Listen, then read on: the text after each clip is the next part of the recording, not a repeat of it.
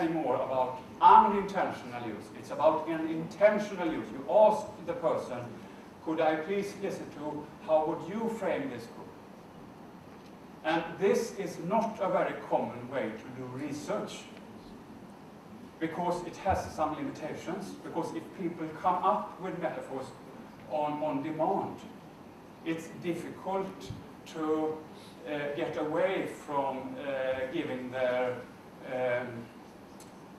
yes, the interviewer wants me to say that I think that this university is terror, for instance. So I say, yeah, school is terror, or something like that.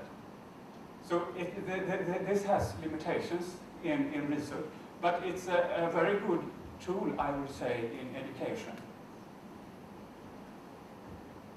I think, for instance, the teacher could ask her or his students or pupils to come up with metaphors for the school, for instance, or for the subject that they are studying.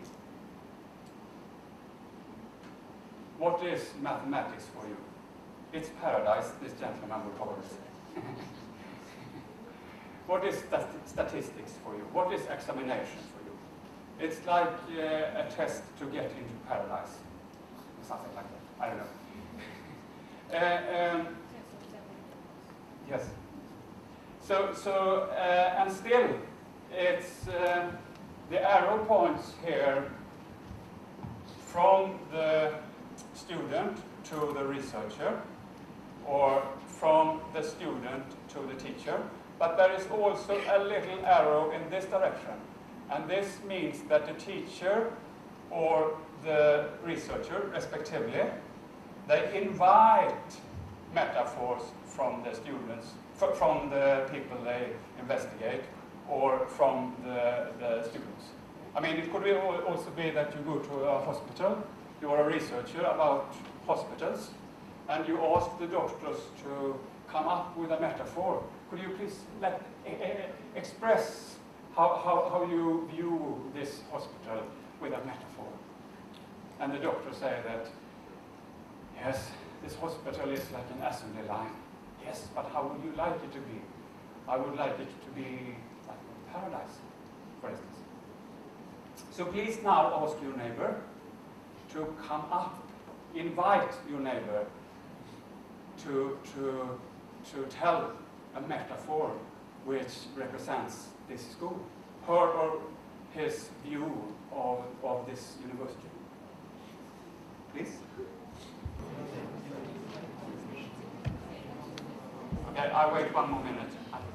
Go ahead. Do we have any examples, please? Any examples of this university according to an interesting metaphor? None? No? What did you do this? You discussed it. Okay. Then I don't trust you. But please, I mean, for the truth, that could be, that was your metaphor.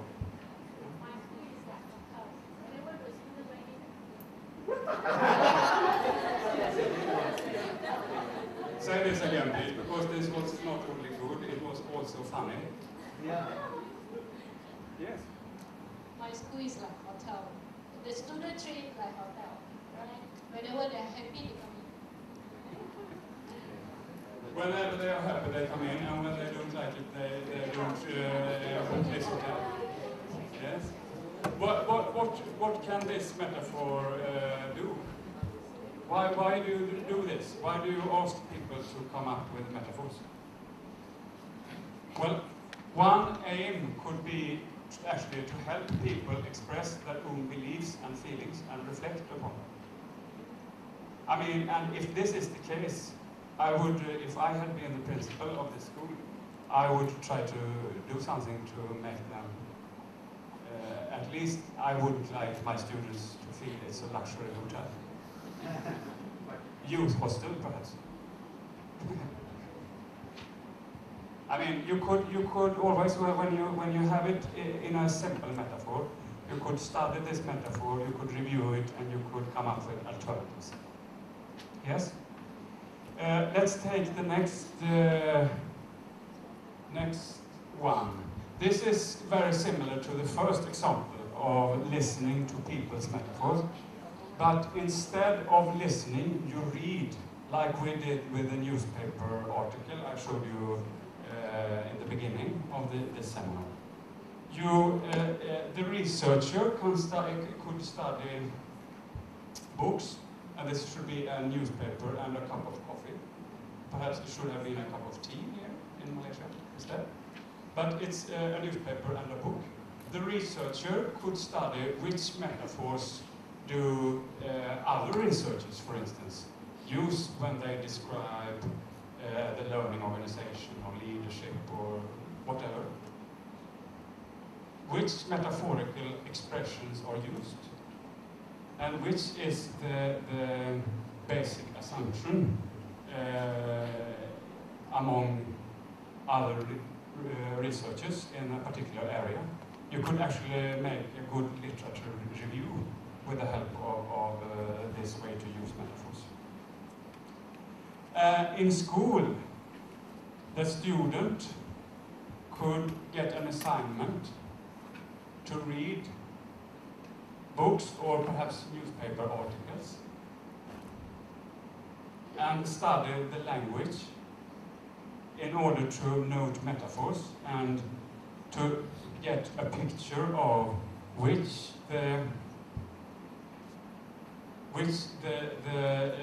mainstream belief is in this topic.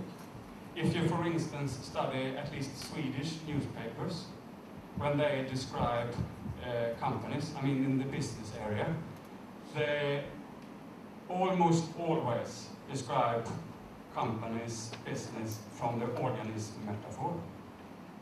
You could also use other metaphors to write about the business area. For instance, you could see companies as instruments of domination, for instance.